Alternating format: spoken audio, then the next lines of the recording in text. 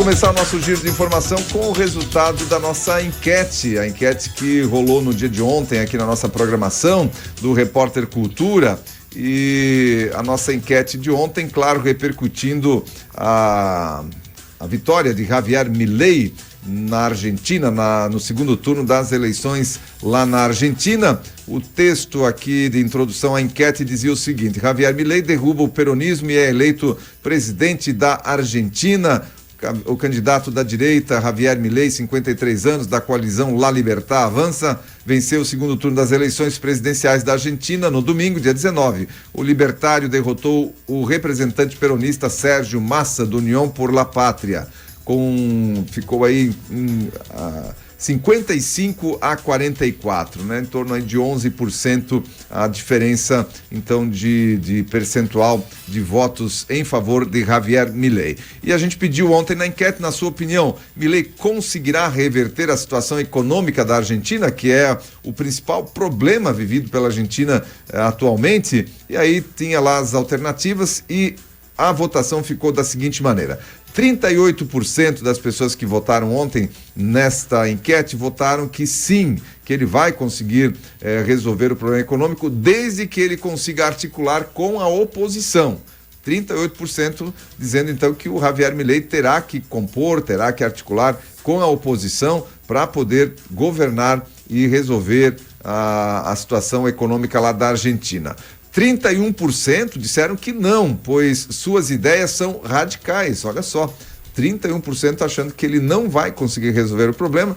27% depois, na sequência, sim, com facilidade, pois tem o apoio popular. Então, se a gente somar os 38 com os 27, nós temos ali 65%, né? 65% das pessoas que votaram achando que ele vai resolver. Só que uma parcela dizendo que vai resolver com facilidade, pois tem apoio popular, e outra parcela dizendo que ele vai ter que articular com a oposição. E depois nós temos os 31% dizendo que ele não vai conseguir, pois tem ideias radicais, e mais 4% que não vai conseguir apoio da oposição. Então o não aqui, com a soma dos dois, ficou em 35%. 35% contra 65%.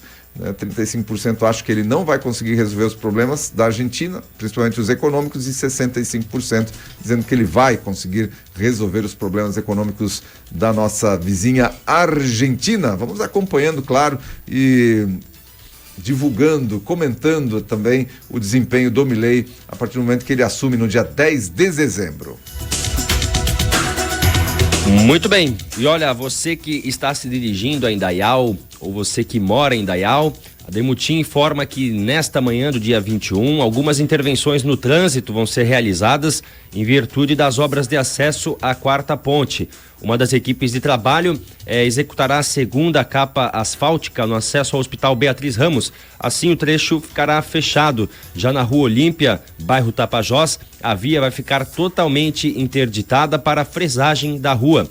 A Rua Marechal Deodoro da Fonseca, em frente à Docaça, no período de 21 a 26 de novembro, vai estar com intervenções das 6 horas da manhã até as 18 horas. Uma das mãos da via terá que ser desviada para o outro lado da rua. Vagas de estacionamento podem ser suprimidas durante a operação. As obras aí da quarta ponte avançando ali na cidade de Indaial. Quem passa por ali já vê, né, a ponte passando por cima da avenida, enfim, avançando as obras da quarta ponte ali na cidade de Indaial. E vindo da cidade de Indaial também e da região, olha, a Casan está comunicando que nos próximos dias podem ser enfrentados desafios no abastecimento de água potável da região devido às condições adversas no tratamento da água captada do rio Itajaí-Açu. O nível elevado do rio e o alto índice de turbidez da água impactaram o desempenho das bombas de captação e a eficiência do processo de purificação. Diante dessa situação, é solicitado encarecidamente que a população colabore fazendo uso consciente da água nos próximos dias. É recomendado priorizar atividades essenciais e adotar medidas de economia. Nós aqui não estamos tendo esse problema, somos atendidos pelo SAMAI e também porque nossa captação não é do rio Itajaí-Açu, claro, a nossa captação aqui do rio Benedito, Então, essa situação é para as cidades que são atendidas pela Casan. E aí nós estamos falando de Indaial, estamos falando também de Rodeio, estamos falando de Ascurra, né, desses municípios vizinhos aqui que estão na margem do rio Itajaiaçu e cuja captação da Casan é feita do rio Itajaiaçu, podendo então ter problemas nos próximos dias, e a Casan solicitando consciência da população no consumo da água. E o show do cantor Daniel no Réveillon de Blumenau é cancelado. A Prefeitura de Blumenau, por meio do Parque Vila Germânica, anunciou na tarde de ontem o cancelamento da apresentação do cantor Daniel ali no Réveillon da cidade. A decisão foi tomada depois da avaliação do cenário provocado pelas chuvas que atingiram a cidade nos últimos meses, com 6 enchentes em menos de 60 dias. Em um vídeo publicado em rede social, o prefeito Mário Hildebrand destacou que o ano de 2023 tem sido um ano desafiador, em especial em outubro e novembro.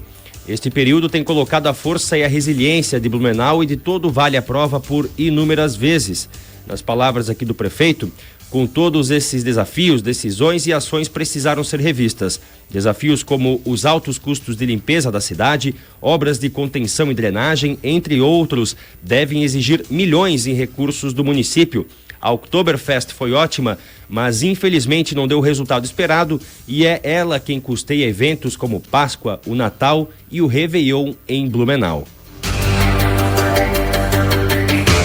Nesse momento, nessas alturas do campeonato, uma decisão que não tinha outra saída, aí o prefeito de Blumenau, senão o cancelamento, né, do show de Réveillon lá da cidade. Certamente vão fazer alguma coisa de comemoração do Réveillon, mas o show com o cantor Daniel, então, cancelado ali na cidade de Blumenau, claro, em função da necessidade da cidade de investimentos na recuperação do pós-enchente, né, dessas 6 enchentes pelas quais o município passou aí nos últimos 60 dias. E falando nessa situação de emergência, ainda em função das enchentes, já está valendo a postergação do ICMS para as empresas instaladas em 153 municípios que declararam situação de emergência ou calamidade pública. Pensem bem, gente. 153 municípios do estado de Santa Catarina declararam ou situação de emergência ou calamidade pública em razão das enchentes de outubro. A medida vale para os negócios inscritos no chamado regime normal de tributação e que comprovadamente tenham sido prejudicados pelos desastres meteorológicos. A prorrogação do recolhimento do imposto depende da comunicação do contribuinte por meio da página oficial da Secretaria de Estado da Fazenda, mediante aplicativo do Sistema de Administração Tributário, SAT, até as respectivas datas de prorrogação. O benefício será garantido às empresas que tiveram o laudo pericial do Corpo de Bombeiros ou da Defesa Civil. A postergação do ICMS faz parte do pacote de ações anunciado pelo governador Jorginho Melo no programa Recupera Santa Catarina, que abrange iniciativas de caráter social e econômico para auxiliar famílias e empreendedores atingidos pelas fortes chuvas durante esse mês e o mês passado. Pois é. 153 municípios em estado aí de calamidade pública ou emergência, né? O estado de Santa Catarina tem 295 municípios. Então, só para situar você aí da gravidade dessas chuvas aí desses últimos meses.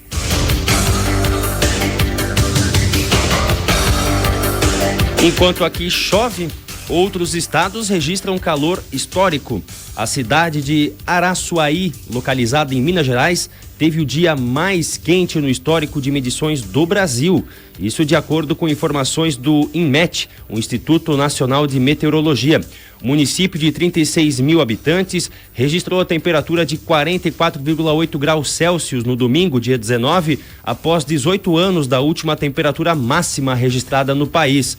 O recorde anterior foi registrado em 21 de novembro de 2005, lá em Bom Jesus, no Piauí, com máxima de 44,7 graus centígrados.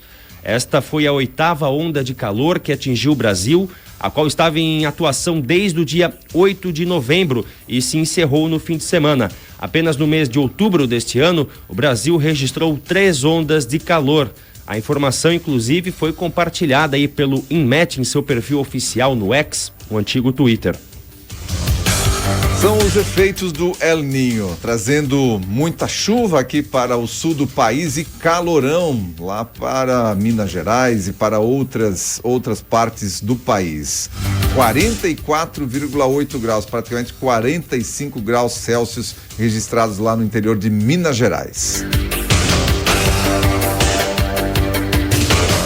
Olha, aquilo que a gente comentava também no início da nossa programação nas manchetes, revoltante essa situação aqui. Preso do 8 de janeiro com comorbidades, morreu ontem na Papuda.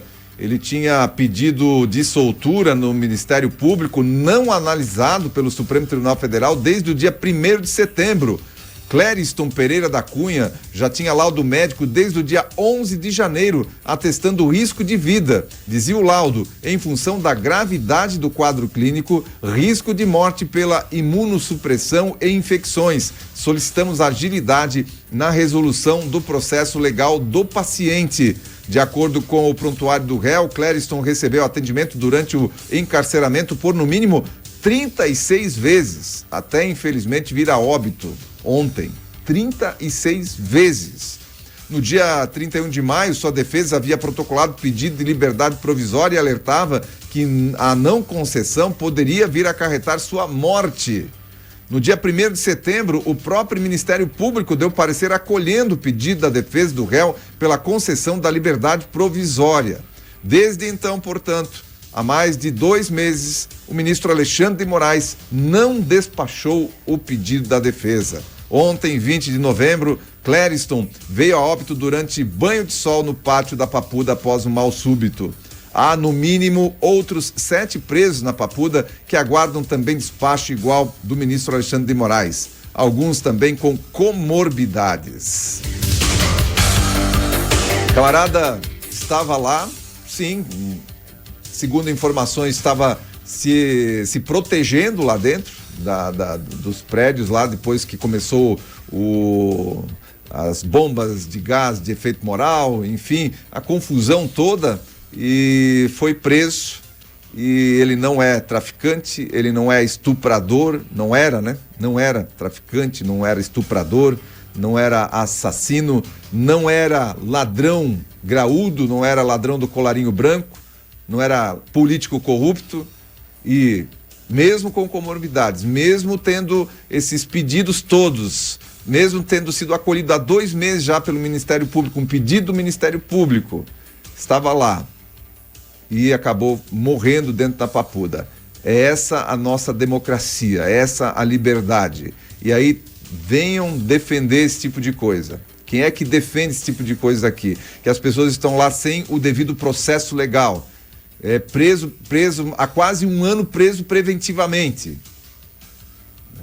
E enquanto aqui fora os crimes rolam à solta, os bandidos ficam à solta, os bandidos do colarinho branco principalmente. E aí, quem é que vai agora cobrar isso do Alexandre de Moraes?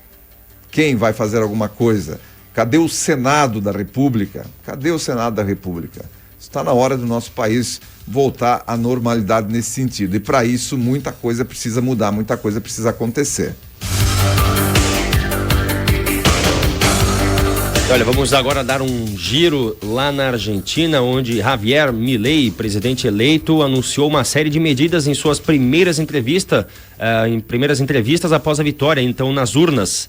O economista confirmou que privatizará a empresa estatal do petróleo, né, as empresas públicas de comunicação do país e também o Banco Central. Em relação aos meios de comunicação estatais, Milei disse que considera a TV pública como um mecanismo de propaganda. O presidente eleito afirmou que suas 2 primeiras viagens internacionais após a eleição serão para os Estados Unidos e também para Israel, antes mesmo de assumir a presidência. Em sua entrevista à Rádio Continental, Milei confirmou que segue firme em seu plano de acabar com o Banco Central. Nas palavras aí do presidente, fechar o Banco Central é uma obrigação moral. Dolarizar a economia é para tirar o Banco Central de cima. Nós propomos que a moeda seja escolhida pelos indivíduos, disse aí o novo presidente. Que vai ter uma série de desafios pela frente, com certeza. O principal desafio do Milei lá é político, né? Ele é economista, tem conhecimento sobre economia, sua plataforma de governo foi pautada principalmente sobre a questão da economia e como ele entende, né, ele vai ficar acompanhando de perto o seu ministro da economia, aquele que ele colocar para isso. Ele quer fazer lá uma reforma ministerial, quer passar para 8 ministérios, de 21, pelo que tem lá, para 8 ministérios, e continua então com essa situação do Banco Central, da dolarização da economia, enfim, mas o principal desafio dele é político, ele precisa buscar apoio para poder fazer com que as suas ações tenham efeito por lá, porque se ele não tiver o apoio dos congressistas, ele precisa do apoio também dos governadores das províncias, para que as suas ações tenham efeito e ele consiga um resultado positivo no seu mandato aí de 4 anos como presidente da Argentina.